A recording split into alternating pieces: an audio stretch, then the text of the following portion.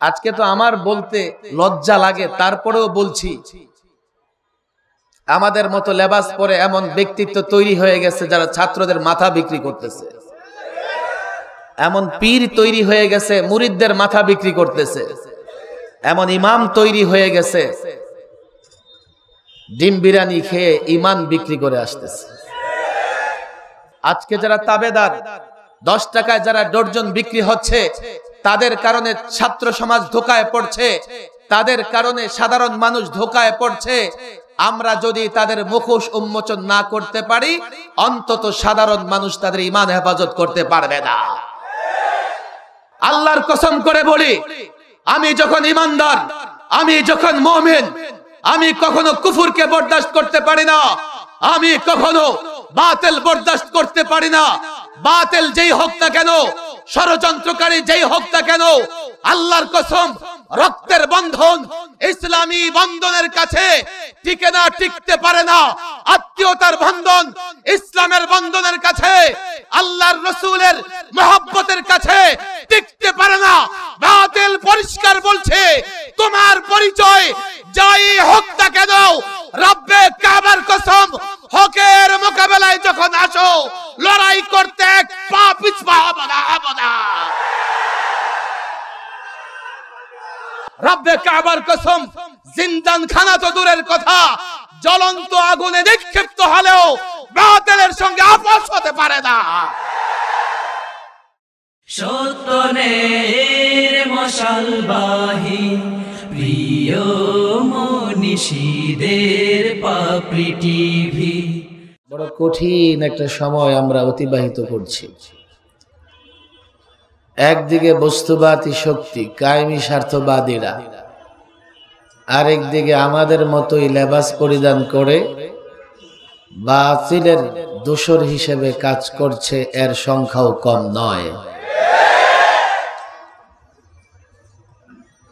বাতিল যখন স্পষ্ট হয়, তার মোকাবেলা করা সহজ হয়, কিন্তু বাতিল যদি হকের লেবাস পরিধান করে আসে, হকের যে লেবাস, বাতিলের লেবাসও যদি তাই হয়, হকের যে শব্দগুলো, সেই শব্দগুলো যদি বাতিল ব্যবহার করে, যে পথ পন্থা হকপন্থীরা গ্রহণ করে, বাতিল পন্থীরা যদি সেই পথ পন্থা গ্রহণ করে, কিংবা সেই পথ পন্থা গ্রহণ করবার চেষ্টা করে, সাধারণ মানুষ তো দূরের কথা, আলেম ওলামা ছাত্র জনতাকেও তখন বড় সন্দিহান করে ফেলে কোনটা হক কোনটা বাতিল।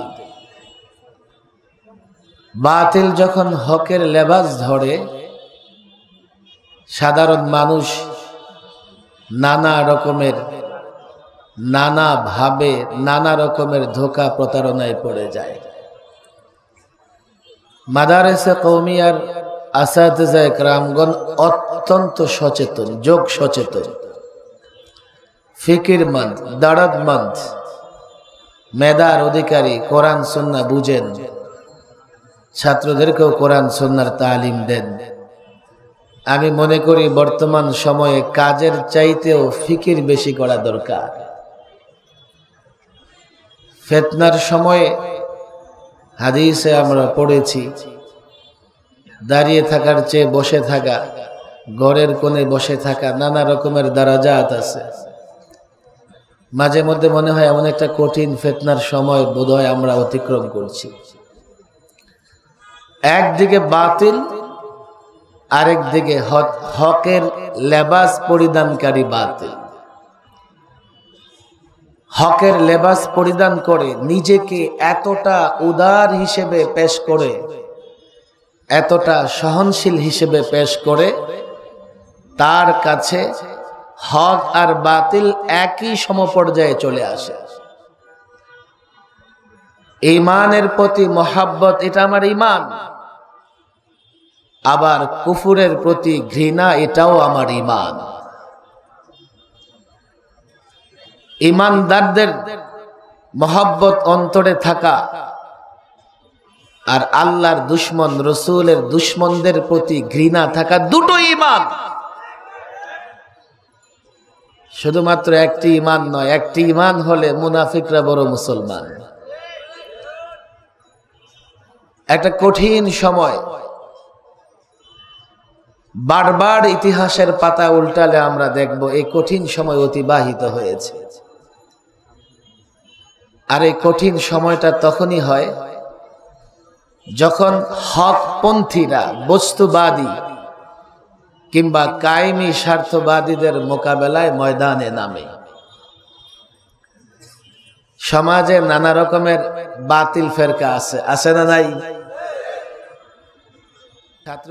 সমাজে অনেক বাতিল ফেরকা আছে, মাশাআল্লাহ। তুমি চাইলে যথেষ্ট যুদ্ধ, লড়াই, সংগ্রাম করতে পারবে, সবাই তোমাকে বাহাবা দেবে, কোথাও তোমার প্রতিবন্ধকতা সৃষ্টি হবে না। কঠিন সময়, কঠিন মুহূর্ত তখনই আসে যখন কায়েমি স্বার্থবাদী, বস্তুবাদী কিংবা বাতিল যখন শাসক হয়। বাতিল যদি তোমার মতো শোষিত শ্রেণী হয়, বাতিল যদি তোমার মতো নিরীহ প্রজা হয়, তার বিরোধিতা করতে, তার বিরুদ্ধে যুদ্ধ করতে কোনো সমস্যা নাই। বিদায় বুঝবার চেষ্টা করো, সব বাতিলের বিরুদ্ধে লড়াইকারী বীরের খেতাব পায় না। বীরের খেতাব পেতে হলে নবী রসুলগণের মৌলিক লড়াইয়ের যে জায়গা ছিল, প্রত্যেক নবী, প্রত্যেক রসুল সময়ের বস্তুবাদী শক্তি, সময়ের কায়েমি স্বার্থবাদীদের বিরুদ্ধে লড়াই করেছেন। হ্যাঁ, পাশাপাশি ছোটখাটো বাতিল ফেরকা, বাতিল শক্তির বিরুদ্ধেও লড়াই হয়েছে। বুঝবার চেষ্টা করো, সব বাতিলকে এক পাল্লায় মাপলে হবে না, কিংবা সব বাতিলকে একই কায়দায়, একই ধরনে মোকাবেলা করার চেষ্টা করলে হবে না। আগে বাতিল চিহ্নিত করো। অনেক সময় মানুষ ছোটখাটো বাতিলের মোকাবেলা করে, বোঝার চেষ্টা করো বড় বাতিল থেকে দৃষ্টি সরানোর জন্যে। না বুঝলে আবারও বলি, যে বাতিলকে যতটা গুরুত্ব দেওয়া দরকার, সেই বাতিলকে তার চাইতে গুরুত্ব দিয়ে মোকাবেলা করে প্রকৃত বাতিল মোকাবেলার ক্ষেত্রে প্রতিবন্ধকতা সৃষ্টি করা ছাড়া আর কিছুই না। নফল নামাজ পড়া অত্যন্ত উত্তম কাজ। মসজিদে জামাত হচ্ছে, তুমি নফল নামাজ নিয়ে ব্যস্ত আছো, বুঝতে হবে এখানে কিন্তু আছে। এই বিষয়গুলো কেন চিন্তা করতে হবে? না হলে এক সময় দেখা যাবে আমরা মাঠে ময়দানে নিজেদের মধ্যে বা ছোটখাটো বাতিল নিয়ে, মতভেদ নিয়ে ব্যস্ত থাকব, আর মূল বাতিল আমাদেরকে গ্রাস করতে থাকবে। একটা সময় ছোটখাটো জায়গায় ঝগড়া বিবাদ করে আমরা শেষ হয়ে যাব। নবী রসুলগণ বাতিলের মোকাবেলা করেছেন। একটা উদাহরণ টানলে আমরা জানি, আমি সেই উদাহরণ টানবো না, তবে বিষয়টা পরিষ্কার করবার জন্য কিছু এক্সাম্পল তো দেওয়াই লাগে। কোরআনে কারিমে হযরতে ঈসা, হযরতে মূসা আলাইহিমুস সালাম, হযরতে ইব্রাহিম, হযরতে ইউসুফ, ওনাদের ঘটনাগুলো বারংবার বলা হয়েছে, বারবার এগুলো আলোচনায় এসেছে। এক একজন নবীর আলোচনায় যে সমস্ত বাতিলের তিনারা মোকাবেলা করেছেন, সেগুলো শুধুমাত্র সামাজিক কিংবা পারিবারিক ছিল না, বরং দুজন পয়গম্বরের আলোচনা সবচাইতে বেশি এসছে। হযরতে মূসা, হযরতে ইব্রাহিম আলাইহিস সালাম, যারা মৌলিকভাবে সময়ের কায়েমি স্বার্থবাদী, বস্তুবাদী শক্তির মোকাবেলা করেছেন। আরেকজন পয়গম্বর হযরতে ইউসুফ আলাইহিস সালাম, বাতিলের মোকাবেলার চাইতে পারিবারিক হিংসা হাসাদ এবং তার যে চারিত্রিক উৎকর্ষতা, এটা তার ঘটনায় প্রমাণিত হয়েছে এবং এই সূরা কোরআনে কারিমে আদুপান্ত আলোচনা করা হয়েছে। ওলামা একরামের কাছে বিষয়গুলো স্পষ্ট। হযরতে মূসা আলাইহিস সালাম ফেরাউনকে যখন দাওয়াত দিলেন, ফেরাউন বলেছে প্রমাণ নিয়ে আসো। প্রমাণ কি? ঘটনা তোমরা জানো। হযরতে মূসা আলাইহিস সালাম যখন মুজিজা নিয়ে আসলেন, তখন ফেরাউন তার সভাসদ, মন্ত্রী পরিষদ, চেলা চামুন্ডাদের দেখে বললেন, এই ইন্না হাযা লাসাহিরুন আলিম, আরে ওই তো বড় জাদুকর, বড় জাদুকর, জাদু প্রদর্শন করতেছে। কেন জানো? ইউরিদু আইয়ুখরিজাকুম মিন আরদিকুম, তোমাদেরকে তোমাদের ভূমি থেকে বিতাড়িত করতে চায়। বিসিহরিহি, তার জাদু দ্বারা। ফামাযা তা'মুরুন, বলো তোমরা কি করা যায়? ওলামায়ে কেরাম, মুফাসসিরিনে কেরাম এই জায়গায় বড় সুন্দর কথা বলেছেন। ফেরাউন ক্ষমতা কেন্দ্রিক তার জাতিকে উত্তেজিত করেছে। ইউরিদু আইয়ুখরিজাকুম মিন আরদিকুম বিসিহরি, এ জাতি, এই হযরতে মূসা জাদু শক্তি দিয়া তোমাদেরকে ক্ষমতাচ্যুত করতে চায়, তোমাদেরকে দেশ থেকে তাড়াতে চায়। জাতিকে ক্ষমতা কেন্দ্রিক উত্তেজিত করে ফেলেছে। বাস, জাতি ফেরাউনের পক্ষ দিয়েছে।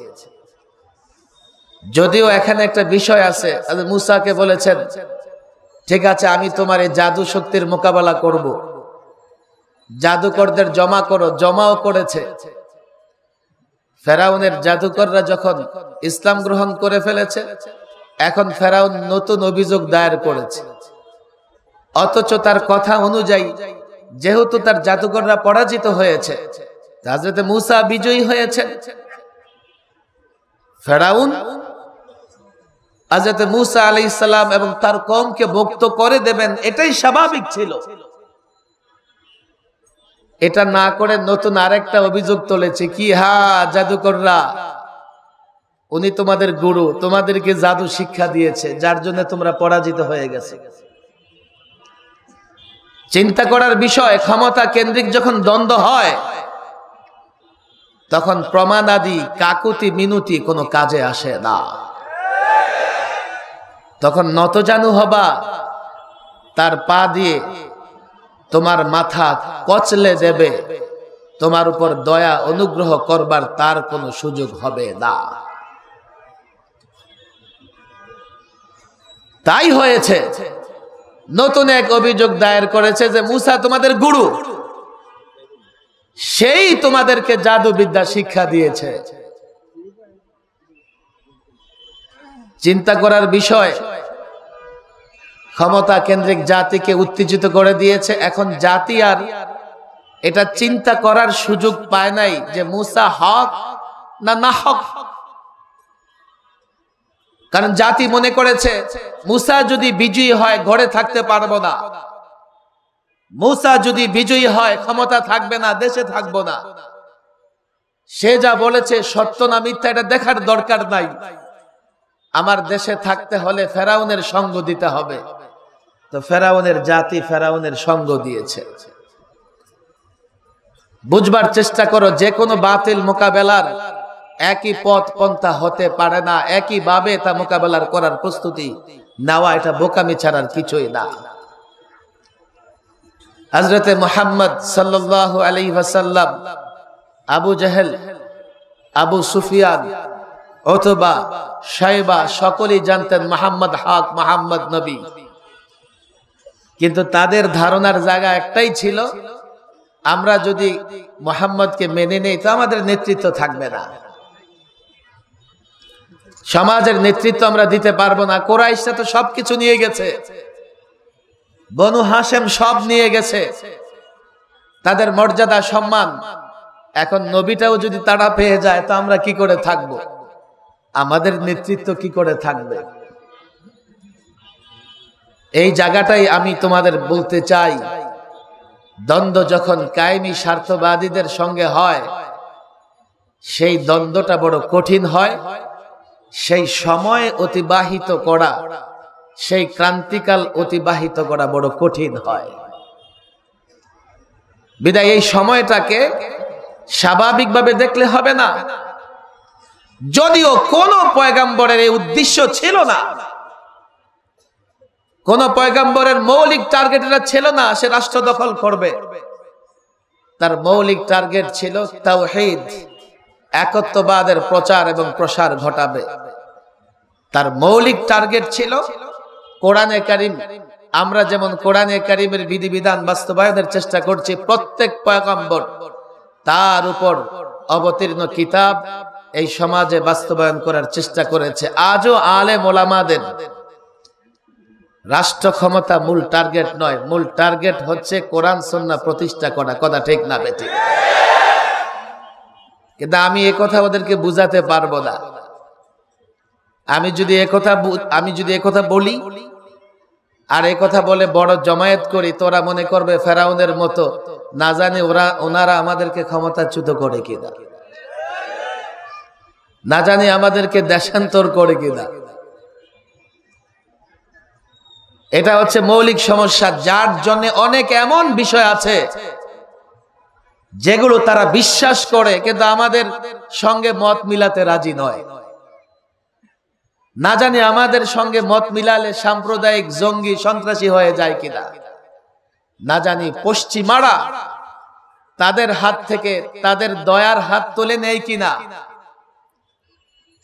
একটা বিষয় নিয়ে আমরা কথা বলেছি, আমরা জাতিকে বুঝাবার চেষ্টা করেছি, ক্ষমতায় যারা আছে তাদেরকেও বুঝাবার চেষ্টা করেছি, কিন্তু তারা নিজেদের ক্ষমতা ছাড়া আর কিচ্ছু বুঝতে রাজি না। এক এক সময় এক এক নতুন ইস্যু আসে, আমরা ধরেই প্রতিবাদ করি না, আমরা ধরেই রাজপথে নামি না। আমাদের প্রতিবাদ করা, রাজপথে নামা, মিছিল মিটিং করা এই একমাত্র কাজ নয়। আমরা বারবার এই কথাগুলো বুঝাবার চেষ্টা করি। আবার ওরা বলে আমরা নাকি ব্যাকডেটেড, ওরা প্রগতিশীল, আমরা পশ্চাৎপদ, ওরা প্রগতিশীল। আমি তো বলি হ্যাঁ প্রগতিশীল। এখন প্রগতিশীল হতে হতে ব্যাঙের বাচ্চা হয়ে গেছে। আমি প্রায় বলি, আরে ব্যাঙের লাভ দেওয়ার জন্য স্কুলে যাওয়া লাগে? আমাদের আশেপাশে কত ব্যাঙ আছে, একটা ছেড়ে দিয়ে পিছনে লাফাইতে থাকো না, ট্রেনিং দেওয়ার দরকার কি? হ্যাঁ, যখন বানরের বাচ্চার ষড়যন্ত্রে তারা ফেল করেছে, ব্যর্থ হয়েছে, এখন জাতিকে ব্যাঙের বাচ্চা বানানোর ষড়যন্ত্র করতেছে। হাঁসের ডাক শেখার জন্য স্কুলে যাওয়া লাগে? আমাদের বাড়িতে হাঁস আছে না নাই? সকালবেলায় মা যখন হাঁসের ঘর খুলে দেবে, পিছু পিছু হাঁটলেই তো হয়। বেতন দিয়ে শিক্ষক লালন পালন করা লাগে, হাঁস কিনে কিনে শিক্ষকদের বাড়ি বাড়ি দিয়ে দাও। অদ্ভুত টাইপের কথা। আমাদের জেনারেল শিক্ষায় শিক্ষিত অভিভাবকরাও প্রতিবাদ করতেছে। সন্তান দিলাম স্কুলে পড়াশোনা শিখবে, এখন আলু ভর্তা কেমনে বানায়, ডিম কেমনে ভাজে, বিছানা কেমনে ঘুষায়, মশারি কেমনে টানা, এগুলো শিখতেছে। আল্লাহ মাফ করুক, আজকে শিক্ষা ব্যবস্থা নিয়ে কোনো কথা আমি বলতে চাই না। ওলামা ইকরাম বলেছে, হাইয়া আছে, বেফাকুল মাদারিস আছে, তাদের কাছে অনুরোধ থাকবে আপনারা সরকারকে সুনির্দিষ্ট প্রস্তাব আবারও দেন শিক্ষা ব্যবস্থা নিয়ে।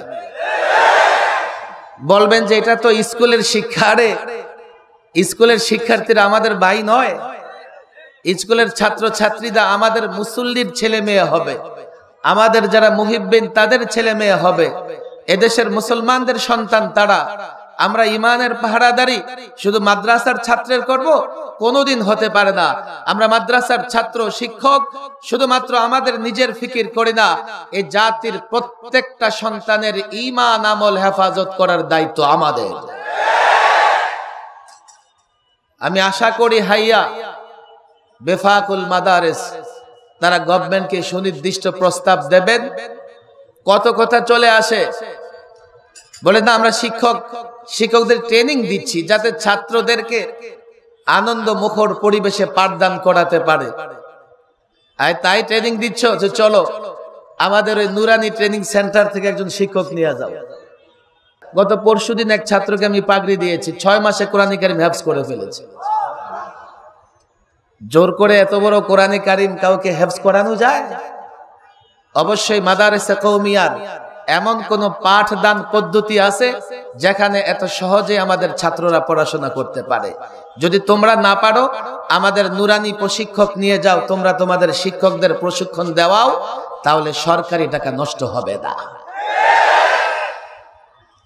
মৌলিক জায়গায় যে আসছি আমি, দেখো কায়েমি স্বার্থবাদীদের বিরুদ্ধে মোকাবেলা, এ সরকার হোক আর ওই সরকার হোক, এ দলের সরকার হোক আর ওই দলের সরকার হোক, পৃথিবীর শুরু লগ্ন থেকেই এই মোকাবেলা চলতেছে। এই মোকাবেলাটা অত্যন্ত কঠিন, অত্যন্ত কঠিন। এক তো ওদের হাতে পাওয়ার থাকে, রাষ্ট্রযন্ত্রগুলো থাকে। দ্বিতীয়ত আমার মতো লেবাসদারি আরেকজনকে সহজেই কিনতে পারে। আজকে তো আমার বলতে লজ্জা লাগে, তারপরেও বলছি, আমাদের মতো লেবাস পরে এমন ব্যক্তিত্ব তৈরি হয়ে গেছে যারা ছাত্রদের মাথা বিক্রি করতেছে। এমন পীর তৈরি হয়ে গেছে মুরিদদের মাথা বিক্রি করতেছে। এমন ইমাম তৈরি হয়ে গেছে ডিম বিরিয়ানি খেয়ে ইমান বিক্রি করে আসতেছে। আমার মতো লেবাসদারি আমি কেন বলবো না? কেন বলবো না? এই ফিতনা অন্য যে কোনো ফিতনার চেয়ে মারাত্মক। কেন? লেবাসের কারণে কিংবা নানা কারণে ছাত্র সমাজও ধোকায় পড়ে যায়, আর সাধারণ মানুষ সেই ধোকা থেকে বাঁচবার তাদের কোনো ক্ষমতা নাই। কারণ দেখতে তো দুটো একই রকম লাগে, কার পক্ষে যাবে কার বিপক্ষে যাবে বলে তো একই কথা। আমরা কাদিয়ানীদের বিরুদ্ধে কেন করি জানো? আসলে কাদিয়ানীদের বিরোধিতা করবে খ্রিস্টানরা। কেন? মির্জা গোলাম আহমদ কাদিয়ানী, এখনো তার অনুসারীরা মির্জা গোলাম আহমদ কাদিয়ানীকে ঈসা দাবি করে, ঘুরায়া পেঁচায়া নবী দাবি করে, কিন্তু ইমাম মাহদী এবং ঈসা পরিষ্কারভাবে দাবি করে। বলবেন আপনি কেমনে জানলেন? আমি এ নিয়ে বক্তৃতা করেছি, আমি টেলিভিশনে বক্তৃতা করেছি। আজ থেকে 4 বছর আগে, সরকারি মেহমান হওয়ার আগে, জার্মানিতে কাদিয়ানীদের একটা আন্তর্জাতিক সেমিনার হয়েছে। সেখানে 100 দেশের বেশি কাদিয়ানী নেতৃত্ব উপস্থিত হয়েছে। জার্মানি এবং ফ্রান্স পৃথিবীর ওই দুটি রাষ্ট্র যারা ইসলাম এবং মুসলমানদের বিরুদ্ধে যেখানে ষড়যন্ত্র হয় অর্থায়ন ওরা করে, ওরা অর্থ দেয়। কাদিয়ানীদের কনফারেন্স পৃথিবীর কোথাও নিরাপদ নয়, জার্মানিতে নিরাপদ। কনফারেন্স করেছে, সেখানে 3000-এর বেশি নতুন কাদিয়ানী ধর্মে অন্তর্ভুক্ত হয়েছে, গ্রহণ করেছে। বিশ্বের হাজারো টেলিভিশন চ্যানেল লাইভ প্রচার করেছে।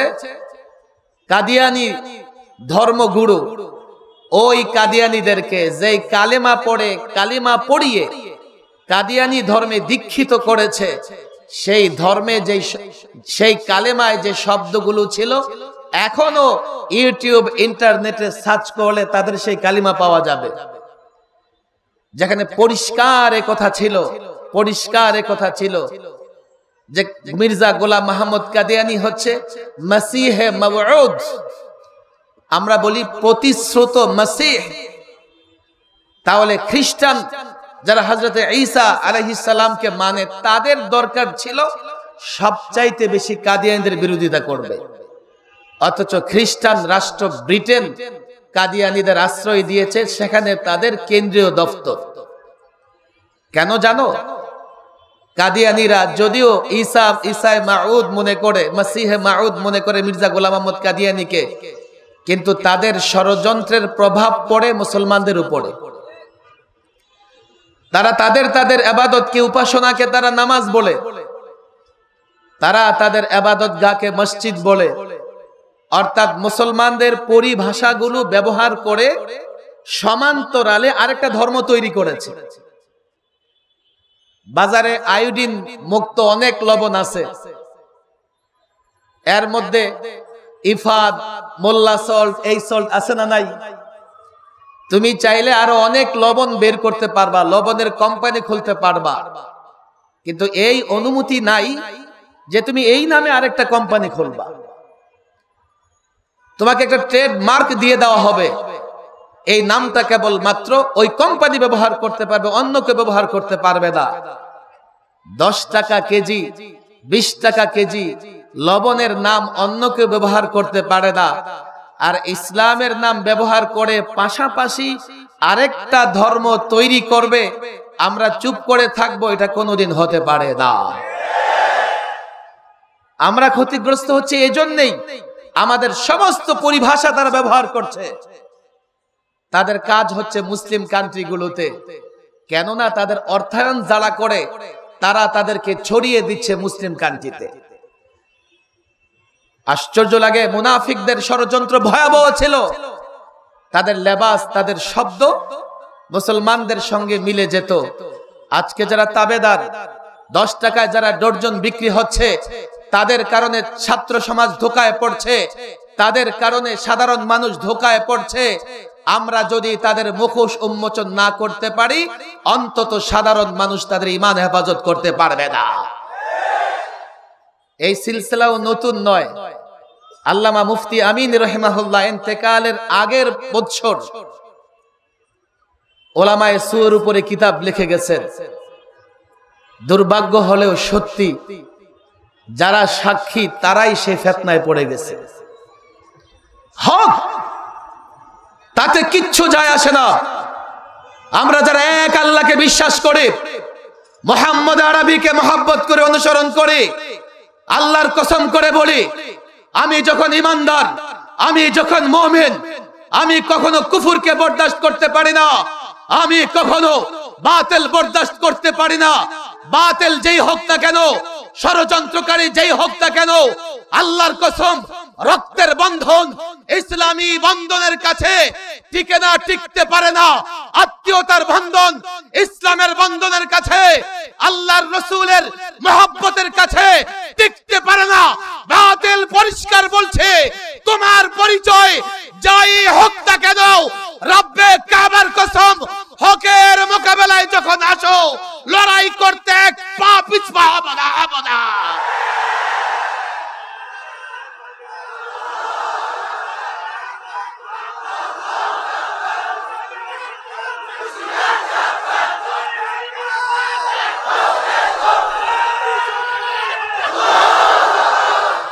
কায়েমি স্বার্থবাদীদের বলি, বস্তু পূজারীদের বলি, ফেরাউন নমরুদের খাতায় নাম লেখাবার চেষ্টা করবে না। হযরতে মূসা, হযরতে ইব্রাহিমের অনুসারীরা অগ্নিকুণ্ডে ঝাঁপিয়ে পড়েছে, বাতিলের সঙ্গে আপোষ করে নাই। হযরতে মূসা নদীতে ঝাঁপিয়ে পড়েছে, বাতিলের সঙ্গে আপোষ করে নাই। রব্বে কাবার কসম, জিন্দানখানা তো দূরের কথা, জ্বলন্ত আগুনে নিক্ষিপ্ত হলেও বাতিলের সঙ্গে আপোষ হতে পারে না। কথা বুঝবার চেষ্টা করো। আমাদের বক্তৃতা স্পষ্ট, একত্ববাদের কথা বলি, রিসালাতের কথা বলি, কোরআন সুন্নাহর কথা বলি। হ্যাঁ, তোমরা ভীত, তোমরা কাপুরুষ, তোমরা মনে করতে পারো উলামায়ে কেরাম তোমাদের প্রতিপক্ষ, এজন্য আলেম ওলামাদের জেলে বন্দী করতে পারো, আলেম ওলামাদের টুটি চেপে ধরতে পারো। মনে রেখো, অতি মাত্রায় ভীত হলে তোমরা তোমাদের শেষ রক্ষা করতে পারবে না। আমরা আমাদের বক্তৃতায় স্পষ্ট, আমরা জাতিকে সুশিক্ষায় শিক্ষিত করতে চাই। শিক্ষায় জাতির মেরুদণ্ড। এনজিও আর পশ্চিমাদের ষড়যন্ত্রের শিকার হয়ে এই জাতিকে মেরুদণ্ডহীন করার ষড়যন্ত্র চলছে। উদাত্ত আহ্বান জানাই, অন্তত শিক্ষা ব্যবস্থাকে ঠিক করবার জন্য ওলামাদের পরামর্শ দাও, ওলামাদের পরামর্শ নাও, ওলামাদের সঙ্গে বসো, আলেমদের কথাবার্তা বুঝবার চেষ্টা করো।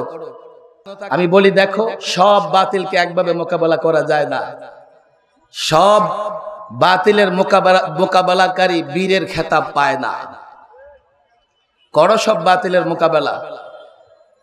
যারা মৌলিকভাবে কায়েমি স্বার্থবাদীদের মোকাবেলা করবে তাদের সঙ্গ দিবে, তাদের সহযোগিতা করবে, নিজেকে প্রস্তুত করবে কি করে কায়েমি স্বার্থবাদীদের মোকাবেলা করা যায়, কি করে দেশে কোরআন সুন্নাহ প্রতিষ্ঠা করা যায়। আমি এই জন্যই বলছি আজকের সময় হচ্ছে কাজের চাইতে ফিকির করার, আজকের সময় হচ্ছে ইসলামের দরদ লালন করার, আজকে সময় হচ্ছে অন্তত তাহরিকান না হোক তালিমান ইসলামকে আমাদের সামনে রাখা।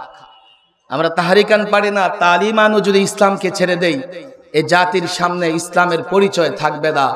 আল্লাহ তাবারক ওয়া তাআলা এই মাদারেসে কওমিয়াগুলোকে হেফাজত করুন, যোগ চ্যালেঞ্জ মোকাবেলা করার জন্য ছাত্রদেরকে তৈরি করে দিন।